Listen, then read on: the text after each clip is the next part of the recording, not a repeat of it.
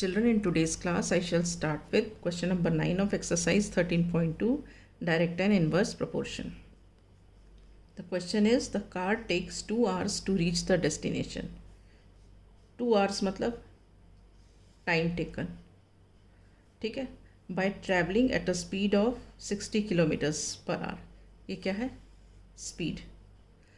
How long will it take when the car travels at a speed of 80 kilometers per hour? तो हमारे दो columns बन रहे हैं, एक तो स्पीड ऑफ द कार और दूसरा time taken by the car. तो हम अब कॉलम्स बना लेते हैं.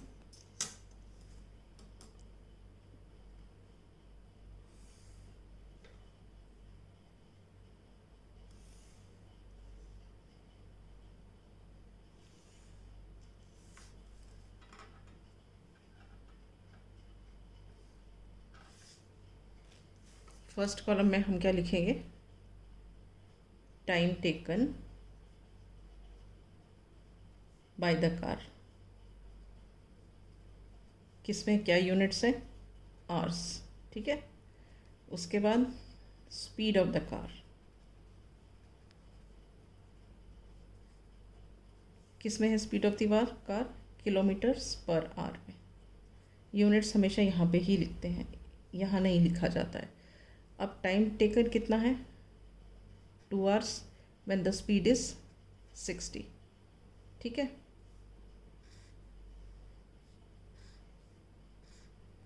अब हमें क्या, how long will it take when the car travels at a speed of 80 kilometres per hour. अगर स्पीड 80 किलोमीटर्स हुई तो हमें निकालना है कि कितना टाइम कार लेगी. अब आप देखो, जब स्पीड 60 थी तो 2 घंटे लगे. अब स्पीड बढ़ा दी, 80 बढ़ा कर दी, तो टाइम क्या लगेगा? कम लगेगा. तो इसका मतलब क्या हुआ? एक क्वांटिटी के इंक्रीज़ होने से दूसरी क्वांटिटी रिड्यूस हो गई. इसका मतलब ये क्वेश्चन क्या है? इनवर्स प्रोपोर्शन का क्वेश्चन है. So now we will start solving the question. So let us represent time taken by the car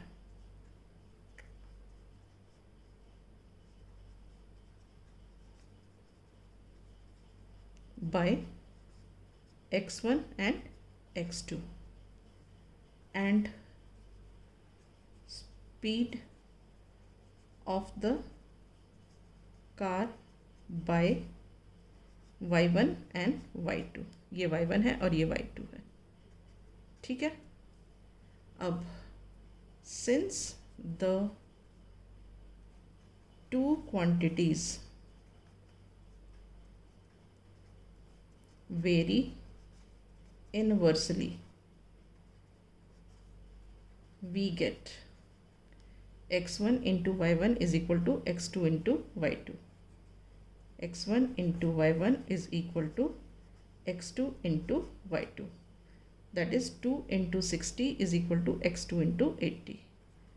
2 into 60 is equal to x2 into 80. अब x2 की वैल्यू निकालनी है तो ये 80 नीचे आ जाएगा, ठीक है. So what do we have? 2 into 60 upon 80 is equal to x2. अब ये देखो, ये और ये कट गए.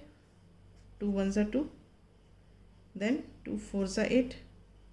अब ये देखो, 2 2 ज़ा 4, 2 3 ज़ा 6, ठीक है. तो this implies that x2 is equal to 3/2. 3/2 क्या होता है?